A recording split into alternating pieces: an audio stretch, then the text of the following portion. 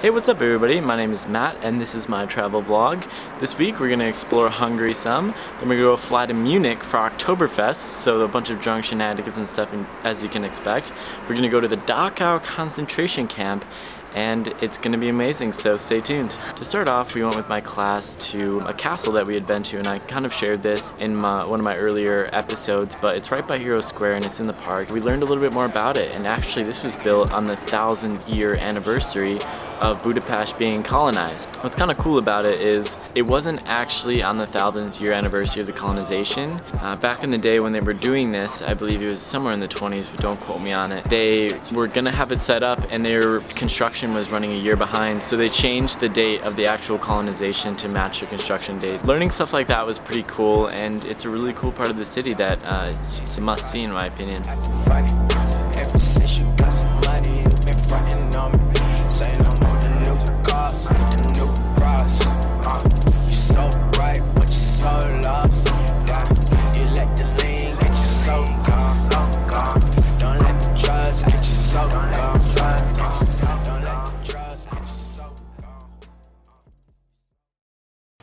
The next day in one of my other field trip classes, we ended up taking a water taxi. This is a really cool thing if you're ever in Budapest and you have a public transportation pass. You can do this for free. You can go right out on the dock and just get on one of these boats and it'll take you all over the city. Definitely not the fastest way to get around town. It's pretty enjoyable being able to see the city from, you know, the water.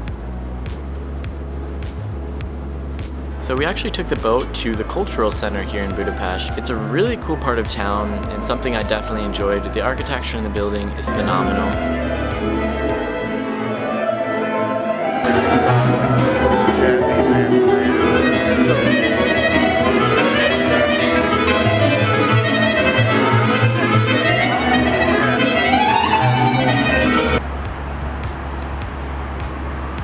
I know I say everything's awesome, but trust me guys, it's because it is.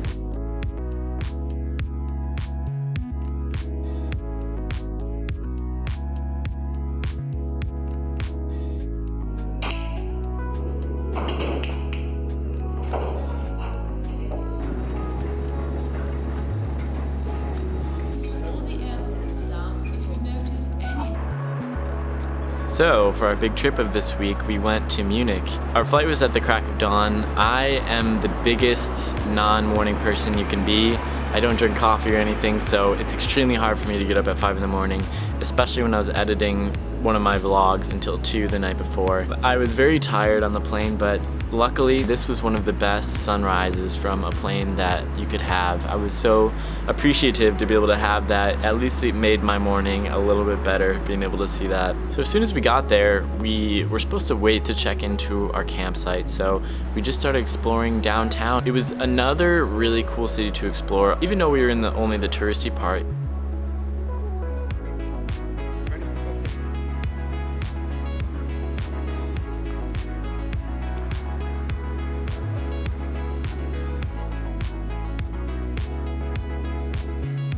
I don't know where we are, but it's awesome.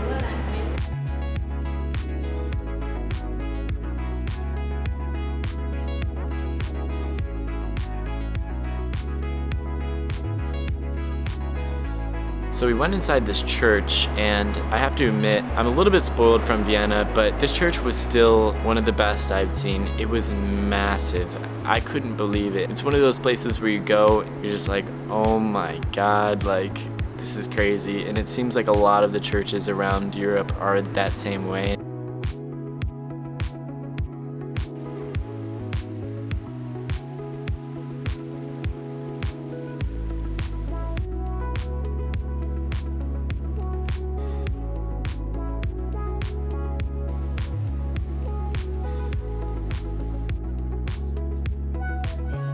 So we finally got to our camp, and it was actually through a company called Stoke Travel. It seemed cool, and it was cool for the first couple hours, and I believe it cost around $20 a night. We went through this company because it was our only real option, the cheapest option by far. To be honest, it was the worst part about the experience. Do not recommend Stoke Travel.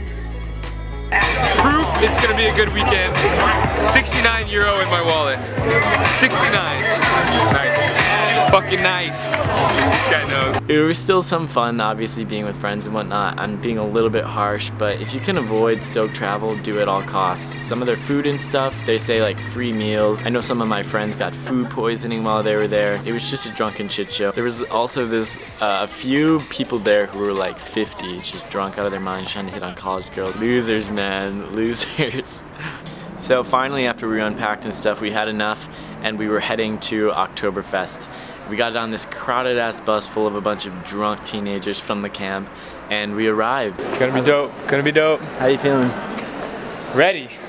Only word to describe it. It was almost like a drunken wonderland the minute we got there. Tons of people, they had rides, tons of these huge beer tents. One of them could fit up to 10,000 people. Beer everywhere, more beer than you could ever possibly drink. So we met up with our friends, and the fun began.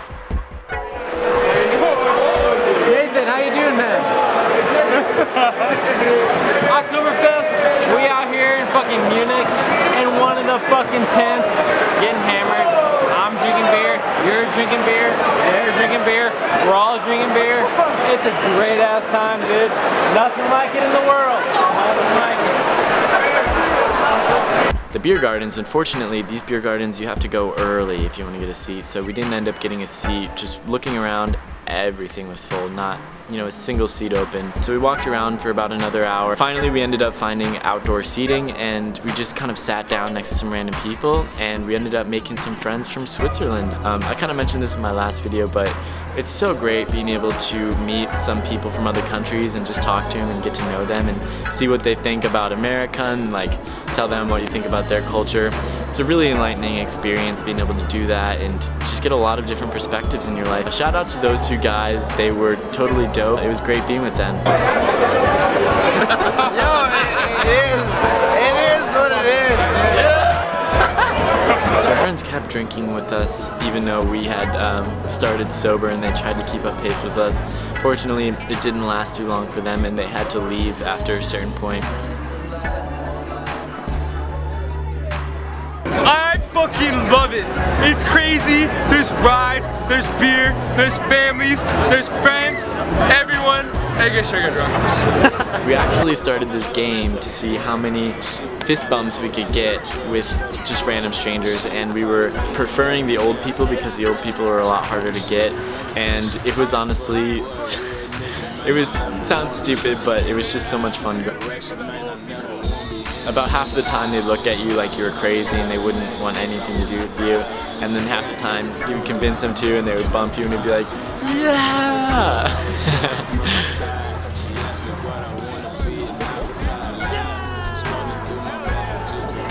After we had gotten about 150 fist bumps between us, we ended up finding our way into a beer garden, and this time there's only 2 of us, so we ended up finding a seat. We met some really cool Munich natives, Germans. Oh, no way, man.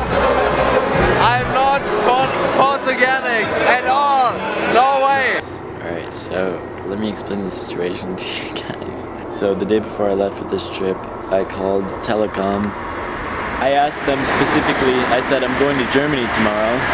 Am I gonna have roaming service? And they said yes. And now I'm here in Germany and I don't have roaming service. So I have no service. Around 10 o'clock at night, and what had happened was I was with John in one of the beer tents. I went to the bathroom and John said, I asked John, do you want to come with me? And he said no. Someone needs to hold down the fort. So I went to the bathroom, and when I came back, John was nowhere to be found. I waited for about an hour, and he's nowhere to be found. I managed to find my way back to the train, where I'm supposed to be, but I have no idea stop or anything. I'm just trying to wing it. I've been trying to find my way back for about an hour and a half now. Wish me luck. So I ended up having to get off at every single stop in a row, and there was about 20 to 30 minutes between each train, so just sitting on the stops by myself, wondering, would I get home? Am I gonna have to sleep outside? Am I gonna have to get help from people? I asked quite a few people, but most people were unhelpful. Got off at a bunch of other stops, and I think I found my right stop. Now I'm sitting at a bus stop, and I think this is the right side of the street. I think I'm at the right stop, but there's no way to know for certain.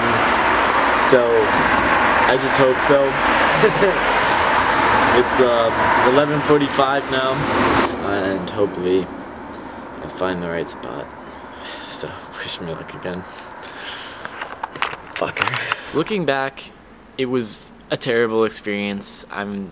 Obviously, but when you go through a moment like that where you're lost and it takes a long time and it's a stressful situation, as soon as you finish it up, you realize what a cool experience it was, an enlightening experience, because I was in a country I had no idea the language, no maps, no cell service, and I was still able to find my way back to my camp without really help from many people, and I was really proud of that. Definitely not a situation you want to be in, but I was glad I was able to take care of myself in the end of the day. Yeah, and unfortunately it didn't turn out the best for our friends either at the time, so I'll just let them explain that to you. Are you rolling? Yep. So yesterday I was at Oktoberfest with the boys and went to the bathroom, but ended up losing them. I was like, fuck it, there's no chance I'm gonna be able to make it back or find them. Decided to walk to the train station, which took a while. Could not find my bus for the life of me, because then I realized that I needed to find a train, not a bus.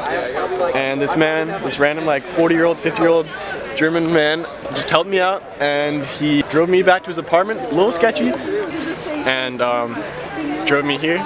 And he's just a super nice guy, so shout out Christian. And it was about as weird an experience as I could have, but worked out really well. Yo, what's up? Yesterday was the first day of Oktoberfest. Ended up blacking out. It was dope. Feel great today. Had some breakfast. So the next day, we were feeling alright, some of us a little bit more hungover than others, and we decided to go to the Dachau concentration camp. Now Munich was one of the headquarters for the Nazi Party, obviously, and this was the first concentration camp ever built for World War II. The concentration camp itself was very clean, it was almost surprising, and it was just enormous.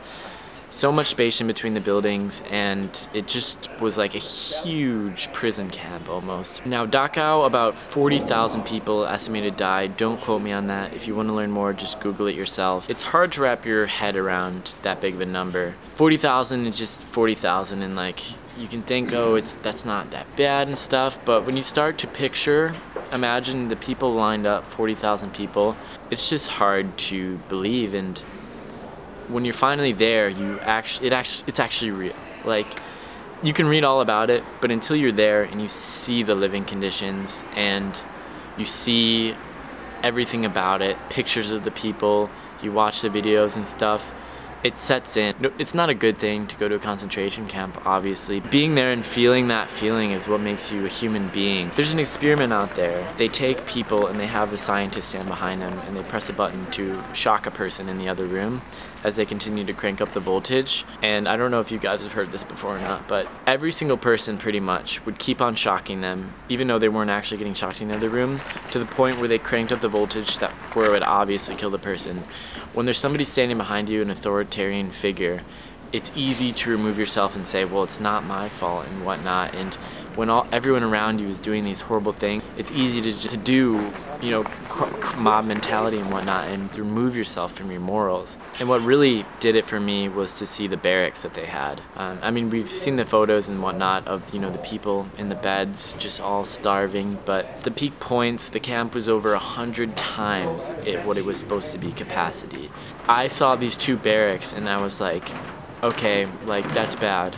It wasn't until I stepped outside and I realized that they had actually destroyed all the real barracks, and you could see that was just two of many, like a whole field full of these barracks. And you think about how many people, so that really took it out of us. We were starving at that time, so we wanted to explore the rest of Dachau, and this was a really cool experience because when you hear Dachau, obviously you think of the concentration camp, but we got to see the rest of it, and not only that, but a less city-like experience of Germany. We ended up finding our way to one of the most authentic German restaurants I think you could go to.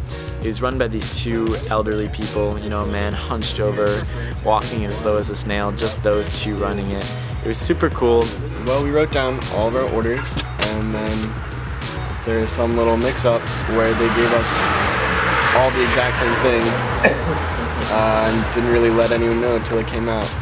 So the whole time we were kind of debating because our friend Sam was a vegetarian. He didn't even touch his plate, so what are we supposed to do? Like, and we wrote it all out, and we translated it and gave her the note.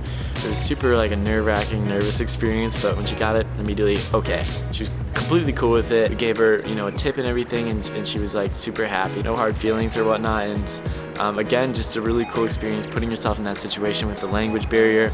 Obviously we didn't get the meal we wanted, but it was still absolutely memorable, and that's all you could really ask for. After that we were re-energized, so we went ahead and hit Oktoberfest again. It was Saturday, and Saturday is a lot busier than Friday. So there was a lot of people around, and immediately we were like, all right, let's hit the beer garden, get a beer in us, and we could walk around. Every single beer garden was full with a line out the door. With a group of 5 people, there was no way we were gonna get in at any reasonable time. So we kept walking around and kept having fun and just kind of seeing the sights and enjoying it, and eventually we hatched a plan. We found a beer garden that we think is going to be the least crowded because you have to pay an entrance fee to get in. But we went to the exit, found out that they give you a blue wristband as your ticket. Guess who has a blue wristband already? From our camping. Woo! It was definitely one of the coolest tents I experienced there. They had their own special mugs, a lot less crowded, a lot cooler people in there. It was one of the best times just talking with our friends and hanging out, and being in that environment is definitely something I recommend.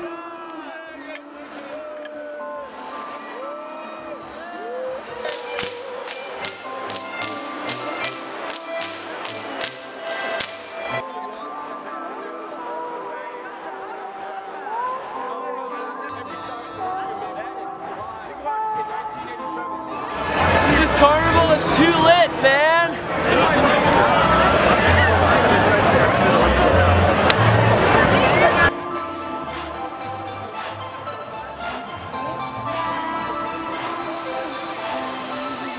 If you took a look to your right, we have a mama holding her baby as it takes a shit in a fucking bucket. Or a pot. We don't really know. It's kind of... You look at this direction, you got the world's most beautiful statue and the most drunk people. Hey, how's that beer taste? We're doing it big. Oktoberfest 2017. Woo! Woo! Getting old sucks. I hope I die young. Lana Del Rey up in this Speak loud. Look at this shit, dude. We're really looking at our best. This is the best life possible. We got so lucky. We had an awesome group of people. Could not ask for a better situation, dude. Shout out Munich, dude. I love this shit. Don't plan ahead too much. Live spontaneously. That's the best way to live. Life's full of too many uncertainties to figure out what's gonna happen in 5 years. Enjoy every day like it's a new day.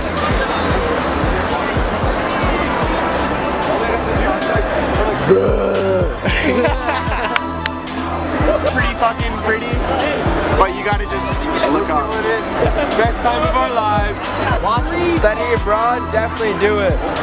When people say it's life-changing, it sounds corny as fuck, but it's real. Go do it. Travel as much as you can. Take a look at this.